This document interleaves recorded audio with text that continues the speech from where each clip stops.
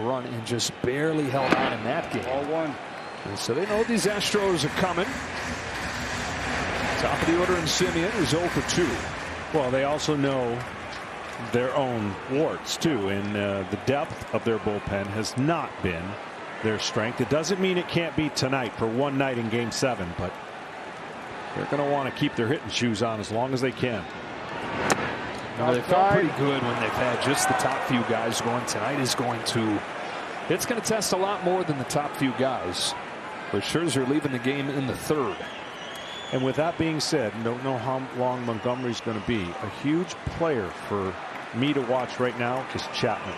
I think he's going to play a role one way or another in the decision of this game.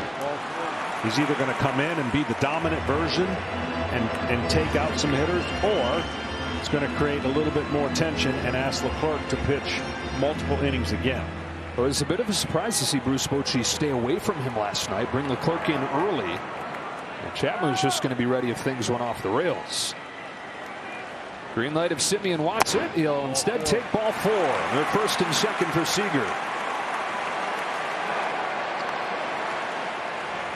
Well, there needs to be a meeting of the mound, and it's exactly what's happening, because this first pitch to Seager is going to be a huge decision, and I'm sure they're going to talk about it. When you see the first inning and there's just an unbelievable classic swing on a fastball up, and I mean, it was crushed, and he did the same thing on a fastball up the other way for a double. So he's already shown the Houston Astros he's a different player tonight than he's been most of the series. We've seen, Johnny, you get that switch flipped. Yep. Look out. There's a guy in Corey Seager that has always been obsessed with hitting. The hours leading up to the game, and even in the hours after the game, chances are you can find him in the cage going over every little detail, even back at the hotel, have his iPad looking through all his swings, just finding the smallest things that he can focus on. I just can't throw him a first pitch fastball here. You got to find whatever secondary pitch you feel comfortable with to maybe get him to swing and ground ball. See what France goes with. It is a good curve. That's a great pitch, and that sets up the at bat for an aggressive hitter now. Now you put something in his head on that pitch. One of the many things Seager excelled at in the regular season. He was the best in the league with runners in scoring position. 1st and 2nd, one away. Seager pulls one right side that's knocked down by Abreu. It squirts free, and everybody's safe to load the bases. Abreu might have saved a run by stopping that ball, but he's unable to convert an out. I mean, that is wild on how hard that ball was hit and where it went after it hit the glove. It went into no man's land. He makes a great play here, but the second baseman is trying to get into that area, and it deflects it almost back towards the pitcher's mound a little bit, and what looked like a possible force play turned into an infield base hit. Hit is so hard that it hurt his hands, looking down there at his wrists. Loaded up for Carter. Corey Seager, by the way, came into this game 5 for 26 in the series. He's 3 for 3 in the first 4 innings of Game 7. Carter walked in, scored in the 1st, grounded out in the 2nd. Rangers by 2. Chance here in the 4th. Carter pulls one down the line. That is fair.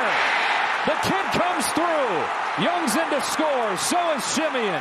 2-run double for 21-year-old Evan Carter.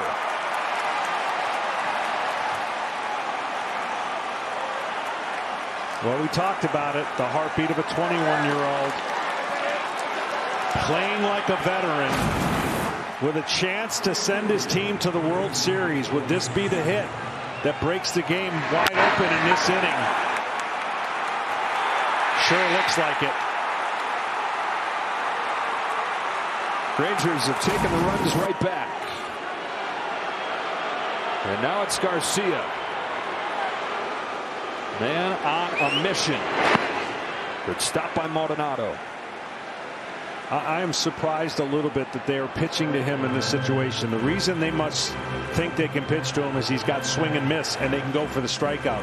Otherwise, you would load the bases up and play for the double play ball out of Garver, but they're going to try to attack him and hope they get the swing and miss version.